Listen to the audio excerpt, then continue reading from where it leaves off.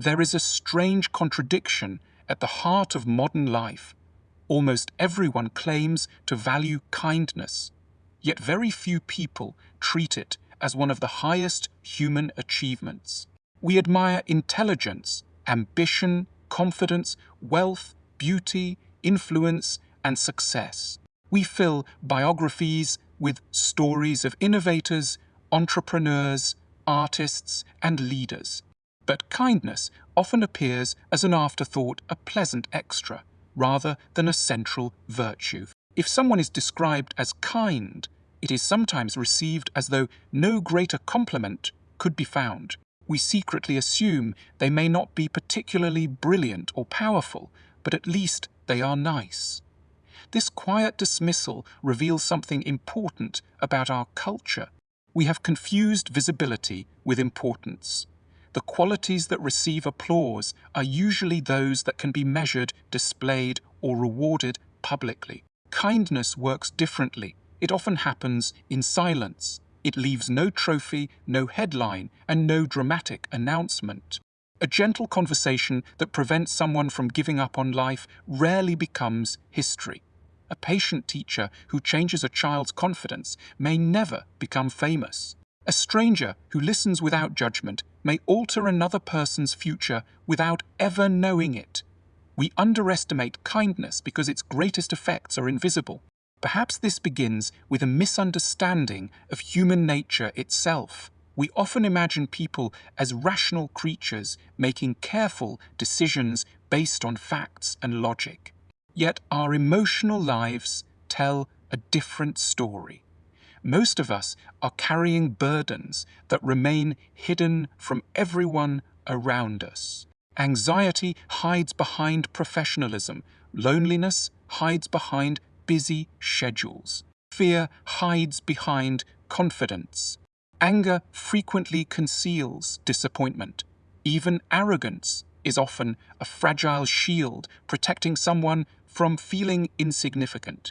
If every person's inner world were displayed above their head like a subtitle, our conversations would become remarkably different. We would notice that the impatient cashier has spent the night caring for a sick parent. The rude colleague may be terrified of losing their job. The silent neighbor could be mourning someone they loved. Suddenly, kindness would no longer appear naive. It would become the most intelligent possible response to the complexity of being human. Unfortunately, society trains us to judge behavior before we investigate suffering. We react to what people do rather than wondering what they have endured. We assume that difficult personalities are simply bad people, instead of considering that many difficult personalities are injured people who have forgotten how to ask for help. Kindness begins where certainty ends. It asks us to pause before making conclusions. It encourages curiosity instead of immediate judgment. It recognizes that people rarely become cruel without first experiencing some form of pain themselves. This does not excuse harmful behavior. It simply explains why punishment alone rarely transforms anyone. People often need understanding before they become capable of change. Modern culture also celebrates independence to an unhealthy degree. We admire those who appear self-sufficient, emotionally detached, and impossible to hurt. Needing others is quietly associated with weakness. Asking for comfort can feel embarrassing. Depending on someone's compassion may seem like failure, yet this ideal is profoundly unrealistic. Every human being begins life completely dependent on kindness. A newborn survives only because someone feeds, protects, comforts, and patiently responds to every cry. Our emotional development depends on receiving care long before we understand language. In many ways, adulthood never changes this basic reality. We continue needing reassurance, forgiveness, encouragement, and understanding. We simply become better at hiding the need. The strongest people are not those who never require kindness. They are often those who have received enough kindness to become emotionally secure enough to offer it to others. There is another reason kindness receives too little respect. It lacks drama. Conflict attracts attention. Outrage spreads quickly. Competition creates exciting stories. News rarely reports the thousands of ordinary moments where people quietly choose patience over anger, generosity over selfishness, or understanding over revenge. Our minds, therefore, develop a distorted picture of humanity. We begin believing cruelty is common and kindness is exceptional when the opposite may actually be true. Entire communities continue functioning because millions of unnoticed acts of cooperation occur every day. Families survive because someone repeatedly chooses forgiveness. Friendships endure because people overlook each other's imperfections. Hospitals function because compassion accompanies professional skill. Schools succeed because teachers often care far beyond what their salaries require. Civilization itself rests upon countless invisible acts of kindness. Perhaps the greatest misunderstanding is that kindness is easy. We imagine kind people simply possess pleasant personalities. But genuine kindness frequently demands enormous emotional discipline. It requires resisting the temptation to retaliate when insulted. It means listening when speaking would feel easier. It involves remaining patient while exhausted.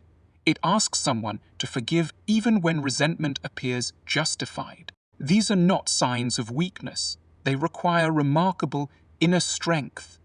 Anyone can become harsh during moments of frustration.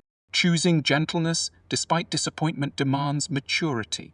This is why kindness should perhaps be viewed less as an emotion and more as a form of wisdom. It reflects a deep understanding that every person is fighting battles invisible to others. It recognizes that humiliation rarely produces growth, while dignity often does.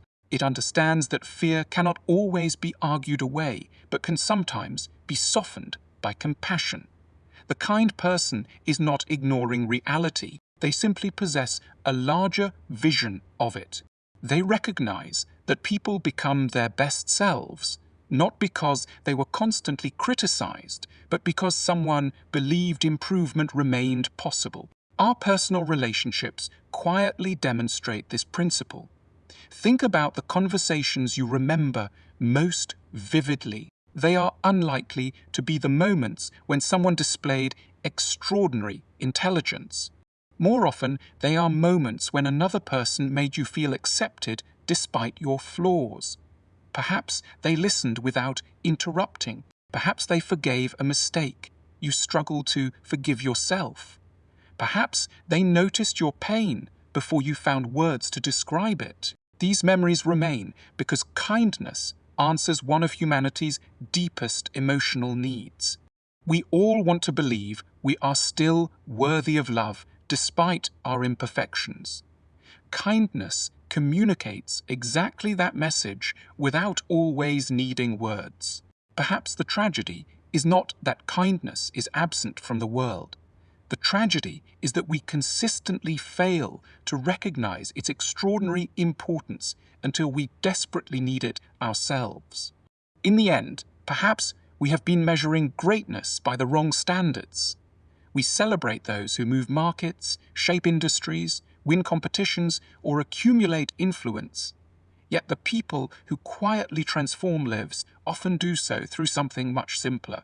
A few moments of genuine attention, a patient response instead of a harsh one, a willingness to forgive, or the courage to remain gentle in a world that rewards aggression can alter another person's story in ways that statistics can never record. Kindness rarely announces itself, but its absence is felt immediately. It is the invisible force that allows trust to grow, relationships to heal, and ordinary lives to become bearable. If we began treating kindness not as a pleasant personality trait, but as one of humanity's highest forms of intelligence, we might discover that the strongest people are not those who dominate others, but those who leave every person they meet feeling a little less alone, a little more understood, and a little more hopeful about being human.